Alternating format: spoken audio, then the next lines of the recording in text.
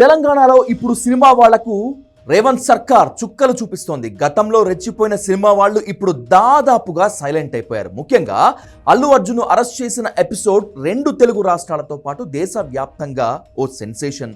ఇప్పుడు మంచు కుటుంబంపై తెలంగాణ పోలీసులు ఫోకస్ పెట్టారు.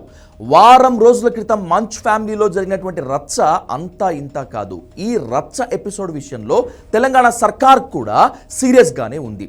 సినిమా పరిశ్రమ పరువు తీశారని సినిమా వాళ్ళు కూడా సీరియస్గానే ఉన్నారు. ఇక మోహన్ బాబు తన ఇంటికి వచ్చిన మీడియా ప్రతినిధులతో గత మంగళవారం వ్యవహరించిన వ్యవహార శైలిపై తీవ్ర స్థాయిలో విమర్శలు వచ్చాయి. అదే రోజు సాయంత్రం మీడియా ప్రతినిధులపై వారి లోగో తీసుకొని వాళ్లపైనే దాడికి దిగారు మోహన్ బాబు. ఈ దాడిలో రంజిత్ అనే ఓ ఛానల్ జర్నలిస్ట్ గాయపడ్డాడు. దీనిపై తెలంగాణ పోలీసులు హత్యాయత్నం కేసు కూడా నమోదు చేశారు. దీంతో మోహన్ బాబుని ఏ క్షణమైనా అరెస్ట్ చేసే అవకాశం ఉందనే ప్రచారం జరిగింది. అయితే మోహన్ బాబు గత కొన్ని రోజుల నుంచి పరారీలో ఉన్నారనే వార్తలు కూడా వచ్చాయి. ఇదే టైంలో ఆయన సోమవారం వరకు అరెస్టు చేయొద్దని కోరుతూ బెయిల్ పిటిషన్ దాఖలు చేశారు.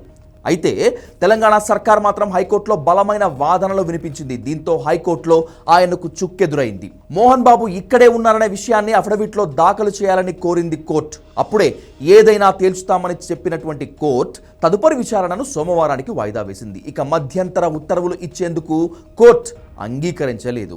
జల్పల్లిలో తన నివాసం వద్ద జరిగినటువంటి ఘటనపై మోహన్ బాబు ఇప్పటికే క్లారిటీ ఇచ్చారు. ఉద్దేశపూర్వకంగా తాను జర్నలిస్ట్ను కొట్టలేదని, అనుకోకుండా జరిగిన పొరపాటు అని మీడియాకు జర్నలిస్టులకు క్షమాపణ చెప్పారు. ఇక సోమాజిగూడ యశోద హాస్పిటల్కు వెళ్లి చికిత్స పొందుతున్నటువంటి జర్నలిస్ట్ను మోహన్ బాబు, మంచు విష్ణు ఇద్దరు పరామర్శించారు. అతని కుటుంబ సభ్యులకు క్షమాపణలు కూడా చెప్పి ఫోటోలు దిగి వచ్చారు.